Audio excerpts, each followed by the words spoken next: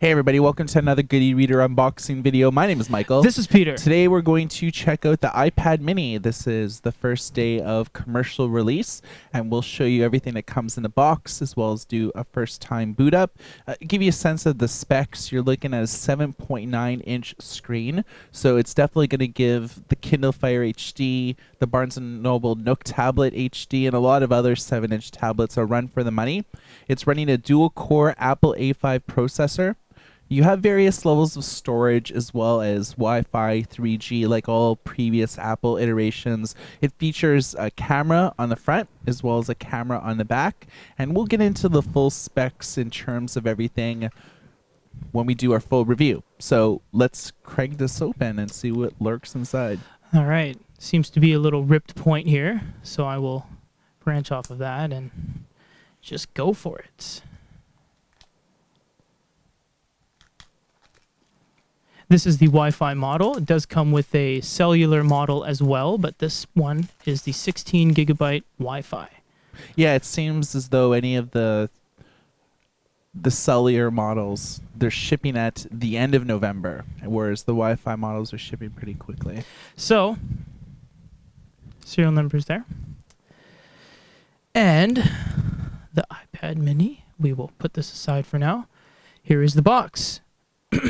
We have the USB to wall port. So this is your standard wall socket, and this is USB full in. So this is used to charge the iPad mini when you want to plug it into a wall.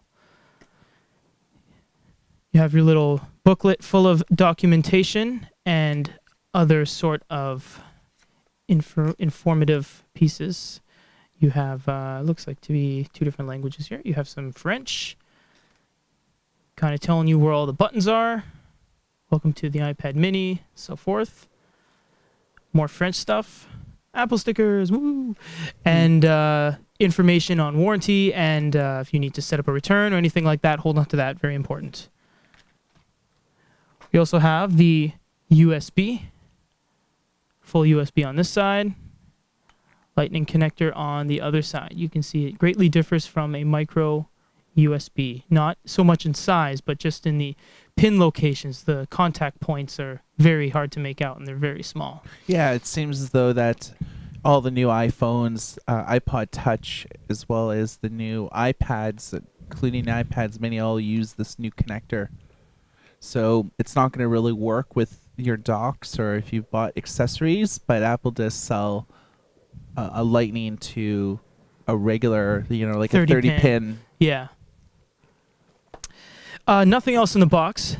We should mention that this kind of comes out, but it's stuck down for a reason because it doesn't want you pulling it out. It's just for packaging purposes. Now for the iPad mini. Comes with a protective plastic, so you know it's legitimately sealed. Ooh. Wow, very light. That's the first thing I noticed. Very light.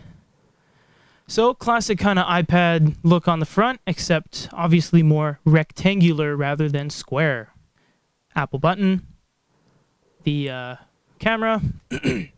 On the left side, nothing going on, nice and clean.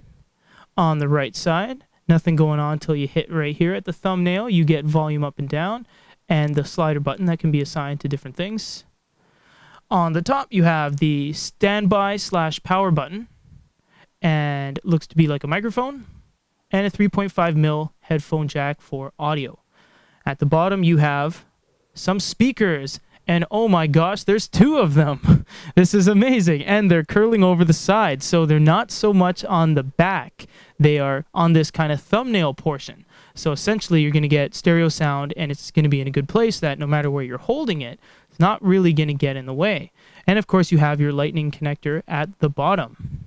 This is the first Apple device ever to have 2 speakers, and during actually the launch event, when Apple generally, when they announce new products, usually has like big hooplas.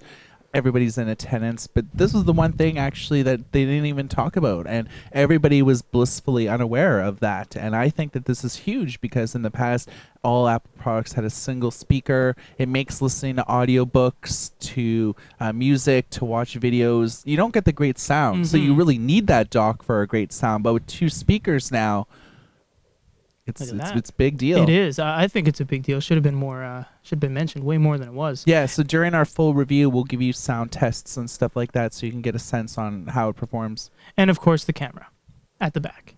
So let's go ahead and crack this on for the first time. Pressing and holding the button at the top. Hopefully, it has some juice. Yes, it does. And of course, if you're worried about us stopping, we will do a full in-depth review on this along with various comparisons, such as versus the iPad 3 and other 7-inch tablets like the Kindle Fire HD7. Looks like it boots right up there. Various languages. Wonder if you can press any of these as they go by. No. English. It's like I see my language. Yeah. So we'll go right. We will choose. Is Canada at the top? It's never at the top. Canada. Next.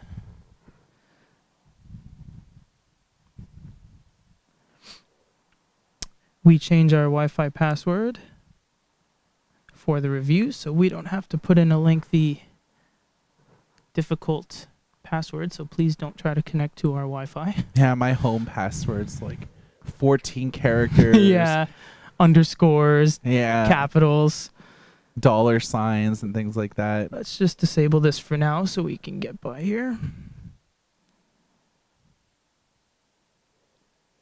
Yeah, just click done.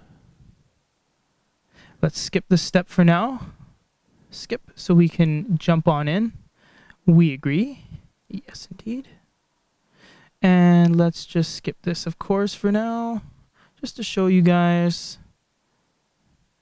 You can change all these settings later on.